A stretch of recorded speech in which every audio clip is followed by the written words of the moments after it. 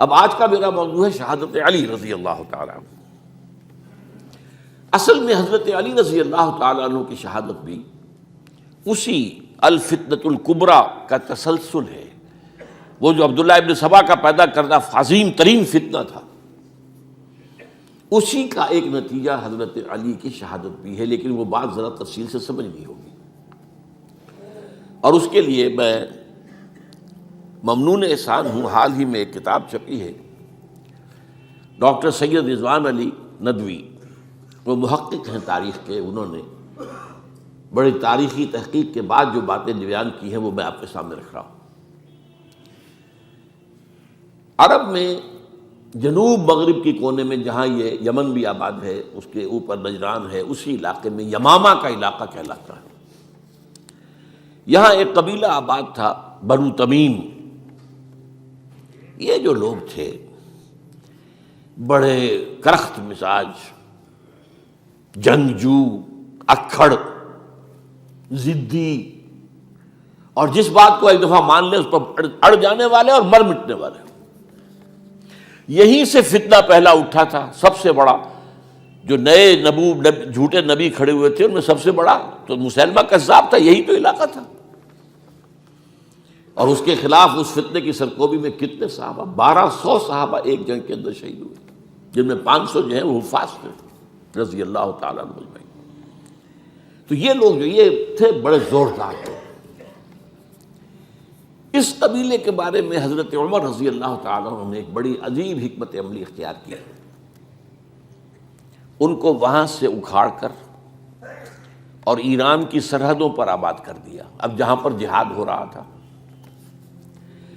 تاکہ ان کے اندر جو یہ جنگجوئی ہے یہ اب اس مقصد کے لیے استعمال ہو، اب وہ دارالاسلام کی توسیع کے مقصد کے لیے استعمال ہو۔ اور وہ ہوئی۔ حضرت عمر نے 2 چھاونیاں بنائی تھی رضی اللہ تعالیٰ عنہ، کوفہ اور بصرہ، کیونکہ ظاہر بات ہے کہ اب جو اسلام کا دائرہ پھیل رہا تھا اور اسلامی حکومت پھیل رہی تھی، اور زیادہ تر جو ہے مشرق کی طرف پھیل رہی تھی، ایران اور خراسان وغیرہ کی طرف۔ تو اب مدینے سے اس کا کنٹرول اتنا آسان نہیں تھا، فاصلہ تھا، تو چھاونیاں بنائیں تاکہ یہ اس سرحد کے اوپر یہ موجودہ مرکز رہے، یہاں فوجیں موجود رہیں، کہیں کوئی بغاوت ہو تو اس کو کچلنے کے لیے وہ قوت فوری طور پر دستیاب ہو سکے۔ یہ لوگ ہیں کہ جو عبداللہ ابن سبا کی فتنے سے سب سے زیادہ متاثر ہوئے۔ ان کی مزاج میں وہ کجی تو تھی نا۔ حضرت عمر بھی ان کا جو ایک مضبوط کنٹرول تھا انہیں دبائے رکھا ہے، اور ان کا رخ جو ہے ایک دوسری طرف موڑ کر اس سے اسلام کو فائدہ پہنچایا۔ لیکن اس کے بعد جب فتنہ جو آیا یہ عبداللہ ابن سبا، تو سب سے بڑھ کر یہی لوگ اس کے ماننے والے، اور انہی میں سے وہ لوگ تھے جنہوں نے جانیں بھی دے دی ہیں، جنہیں حضرت علی نے زندہ جلایا ہے، اس لیے کہ وہ کہتے تھے کہ علی خدا ہے۔ اے علی تم خدا ہو، تم ہمیں آگ میں جلا رہے ہو، یہ تو تم ہمارا امتحان لے رہے ہو۔ وَلَنَبْلُوَنَّكُمْ بِشَيْءٍ مِّنَ الْخَوْفِ وَالْجُوعِ وَنَقْصٍ مِّنَ الْأَمْوَالِ وَالْأَنفُسِ وَالثَّمَرَاتِ۔ اب وہ اس آیت کو اپنے اوپر منطبق کر رہے ہیں۔ تو یہ جو کرخت لوگ تھے، انہوں نے در حقیقت جو ہے عبداللہ ابن سبا کے کردار میں سب سے بڑا رول پلے کیا، اور انہی کے ہاتھوں حضرت عثمان شہید ہوئے رضی اللہ تعالیٰ۔ اور اس کے بعد انہوں نے حضرت علی رضی اللہ تعالیٰ عنہ کو اپنے گھیرے میں لے لیا، کیونکہ انہی کی کثیر تعداد موجود تھی مدینے میں جب حضرت عثمان شہید ہوئے۔ اس کے بعد اب ظاہر بات ہے کہ کوئی نہ کوئی تو خلیفہ ہونا چاہیے تھا۔ حضرت طلحہ سے کہا گیا، انہوں نے معذرت کر لی، حضرت زبیر سے کہا گیا، انہوں نے معذرت کر لی۔ اب ظاہر بات ہے کہ حضرت علی آخر امت کو چھوڑا تو نہیں جا سکتا تھا بغیر امام کے، انہوں نے قبول کر لی، اگرچہ حضرت حسن روکتے رہے کہ ابا جان یہ ان لوگوں کی بیعت جو ہے آپ قبول نہ کیجیے۔ حضرت حسن تو ان میں سے ہیں جو حضرت عثمان کے دروازے پر کھڑے تھے پہرے دار کی حیثیت سے، حسن اور حسین رضی اللہ تعالیٰ عنہ، انہیں تو معلوم تھا فتنہ جو کون لوگ ہیں۔ اس کے بعد حضرت علی رضی اللہ تعالیٰ عنہ نے اسی حکمت سے، جس حکمت کے تحت حضرت عمر نے یہ چھاونیاں آباد کی تھیں، دارالخلافہ بھی مدینے سے کوفہ منتقل کر دیا۔ تاکہ پورے عالم اسلام کو کنٹرول کیا جا سکے اس مرکز کے ساتھ۔ اس کا نتیجہ یہ نکلا کہ اب گویا کہ حضرت علی کے گرد ان لوگوں کا گھیراؤ مکمل، کوفے میں یہی تو آباد تھے، کوفی یہی تو تھے، حضرت عمر نے انہیں لا کے یہاں آباد کیا تھا۔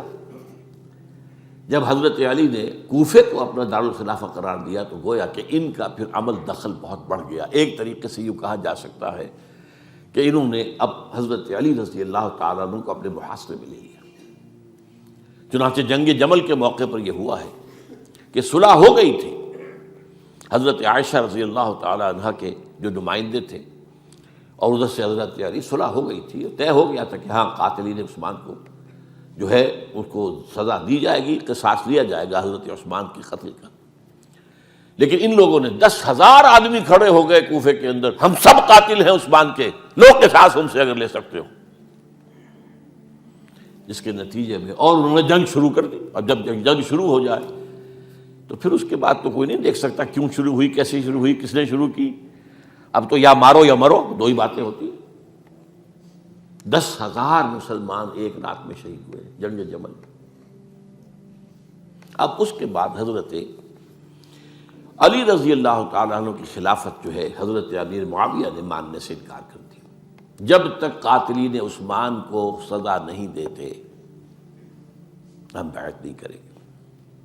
یہ نہیں کہ دعویٰ کیا ہو کہ میں خلافت کا حقدار ہوں، یہ نہیں، لیکن یہ کہ آپ کو ان کو سزا دینی چاہیے۔ اب یہ تھا وہ مخمصہ جس میں حضرت علی رضی اللہ تعالیٰ عنہ وہ فرماتے تھے تو میرا ساتھ دو تو میں ان قاتلین عثمان سے سزا جو ہے ان کو سزا دے سکوں۔ ادھر انہیں پتا تھا کہ میں سرنڈر کرتا ہوں تو مجھے علی تک تو پہنچنے کوئی نہیں دے گا، راستے میں ختم کر دیں گے رضی اللہ تعالیٰ عنہ۔ تو یہ پیچ تھا ایک جو ایسا پڑا ہے۔ اب اس میں جب حضرت معاویہ اور حضرت علی کے مابین فیصلہ کن جنگ ہوئی، جنگ صفین جسے کہتے ہیں، جس میں 70,000 مسلمان ایک دوسرے کی تلواروں، تیروں، نیزوں سے قتل ہوئے۔ اس موقع پر حضرت معاویہ کی طرف سے ایک آفر آئی، قرآن مجید کو نیزے پر اٹھا کر لوگوں نے کہا کہ یہ خونریزی بند کر دو، ہم قرآن کا فیصلہ ماننے کو تیار ہیں۔ حضرت علی دیکھ رہے تھے کہ یہ اصل میں میری فتح کو شکست سے بدلنے کا پروگرام ہے، تقریباً فتح میری ہو چکی ہے، لیکن یہ جو طبقہ تھا یہ انہوں نے کہا نہیں بڑی ٹھیک بات کہہ رہے ہیں، وہ مانیے ان کی بات، جنگ بند کی۔ انہوں نے ہی یہی لوگ تھے جنہوں نے مجبور کیا حضرت علی کو کہ وہ تحکیم پر رضامند ہو جائے۔ اس کے بعد تحکیم میں جو معاملہ ہوا، حضرت علی حضرت عبداللہ ابن عباس کو اپنی طرف سے حکم بنانا چاہتے تھے، یہ اڑ گئے نہیں، یہ اڑ جانے والے لوگ، اور یہی اصل قوت تھے، وہاں ساری طاقت تو انہی کی تھی۔ تو انہوں نے ابو موسیٰ اشعری کو اپنی طرف سے مقرر، وہ بہت نرم خو آدمی تھے، انہیں بنا۔ بہرحال جو بھی بات طے ہوئی، اب تاریخ کی روایتوں میں اختلاف ہو سکتا ہے، کہا یہ جاتا ہے کہ طے تو یہ ہوا تھا حکمین کے مابین، ادھر سے ابو موسیٰ اشعری، ادھر سے عمرو بن العاص رضی اللہ تعالی عنہما، کہ آپ اپنے جو کلائنٹ ہیں حضرت علی آپ انہیں معزول کر دیجئے، میں معاویہ کو معزول کر دیتا ہوں، پھر جو ہے مسلمان فیصلہ کر لیں کسی اور کی عبادت۔ انہوں نے کھڑے ہو کے کہہ دیا میں علی کو معزول کرتا ہوں، اور عمرو بن العاص نے کہا کہ میں معاویہ کو قائم کرتا ہوں۔ اب یہ ہے روایت، واللہ عالم اس میں کتنا سچ ہے کتنا جھوٹ ہے، میں کوئی مورخ نہیں ہوں، میں کوئی تاریخ کا محقق نہیں ہوں۔ اس کے بعد جو ہے اب یہ لوگ انہوں نے کہا کہ مانیے تحکیم کو، اور جب انہوں نے حضرت علی نے اس تحکیم کے فیصلے کو ماننے سے انکار کیا تو باغی ہو گئے، حضرت علی کو کافر قرار دیا، اور جا کر ایک جگہ پر حرورہ ایک جگہ تھی وہاں پر جا کے جمع ہو گئے، جتھا بندی کی، بہت بڑی طاقت پر وہاں کر۔ انہوں نے طے کیا کہ علی بھی کافر ہو گیا، معاویہ بھی کافر ہو گیا، عمرو بن العاص بھی کافر ہو گئے، سب کافر ہیں۔ حضرت علی کی طرف سے ایک گئے سفیر ان سے بات کرنے کے لیے، تو انہوں نے کہا تم ہی نے تو کہا تھا کہ تحکیم کو تسلیم کرو، کہ ہاں ہم نے گناہ کیا تھا، کفر کیا تھا، ہم توبہ کی ہم نے. اگر علی بھی مان لے کہ میں نے مان کر کفر کیا تھا اب میں توبہ کرتا ہوں تو ہم ان کی بات مان لیں گے. اب حضرت علی اس طرح کا جھوٹ کیسے بولتے ہیں؟ انہوں نے تو کوئی کفر نہیں کیا تھا. بہرحال انہوں نے پھر بھی نرمی برتی کہ دیکھو اگر تم کوئی خونریزی نہیں کرو گے، فساد نہیں مچاؤ گے تو میں تمہیں کچھ نہیں کہوں گا. لیکن وہ اپنی ان شرارتوں سے بعد نہیں آئے. تو پھر تیسری جو بڑی جنگ ہوئی ہے ان جنگوں میں، جنگ نہروان کہلاتی ہے، حضرت علی کی جنگ خوارج کے ساتھ، جس میں 4000 خارجی جو ہیں وہ قتل ہوئے. اور یہ بات اب آپ نوٹ کر لیجئے کہ یہ لوگ جیسا کہ اکھڑ بھی تھے لیکن اپنی بات پر ڈٹ جانے والے تھے، لیکن ساتھ ہی دیندار بھی تھے، نمازی اور روزہ دار بھی تھے. یہ اس طرح کے لوگ نہیں تھے کہ جو فاسق اور فاجر ہو. بس یہ مزاج کا ایک ہے، جو بات دل میں بیٹھ گئی اڑ گئے. تو یہ اصل میں انہوں نے پھر فیصلہ کیا کہ اور تو ہمارے بس میں اب کچھ نہیں ہے، ان تینوں کو قتل کر دیا جائے، علی کو بھی اور معاویہ کو بھی اور عمرو بن العاص کو بھی. تو ایک جگہ ان کی سازش ہوئی، 3 آدمی معین ہو گئے، ایک ہی وقت کا طے فیصلہ ہو گیا، فلاں تاریخ کو فجر کے وقت تم جاؤ، وہ تم کوفے کی جامع مسجد میں جب علی نماز جماعت کرا رہے ہو خنجر مارو انہیں. اور یہ اس کا نام ابن ملجم تھا، خارجی، یہ وہی لوگ بنو تمیم کے لوگ. دوسرا جو تھا وہ دمشق میں حضرت معاویہ کو قتل کرنے شہید کرنے کے لیے پہنچ گیا. تیسرا مصر پہنچ گیا حضرت عمرو بن العاص کو. اب یہ بات اللہ کی طرف سے ہے، یہ تو اس کی مشیت ہے، اس کا فیصلہ ہے. حضرت علی پر وار کارگر ہوا، آپ شہید ہو گئے. حضرت معاویہ پر وہ وار ذرا اوچھا پڑا، زخمی تو ہوئے لیکن آپ کی جان بچ گئی. عمرو بن العاص اس روز مسجد میں کسی معذوری کی وجہ سے، عذر کی وجہ سے فجر میں آئی نہیں سکے، لہذا حضرت علی کی شہادت ہو گئی. اب یہ ہے اصل پس منظر، کن لوگوں نے کیا شہید اصل میں وہ سمجھ لینے کی بات ہے. یہ خوارج نے شہید کیا، لیکن خوارج کا فتنہ سبائی فتنے ہی کا آف شوٹ ہے، اسی کے ذیل میں ہے، اسی کی ایک شاخ ہے، اسی کا ایک نتیجہ ہے. یہ خوارج جو ہے بعد میں بھی ان کی مسلسل جو ہے وہ جنگیں رہی ہیں. بہرحال اس صورتحال کو یہ سمجھ لیجئے کہ یہ خلفائے ثلاثہ رضی اللہ تعالی عنہ، حضرت عمر شہید، عثمان شہید، علی شہید.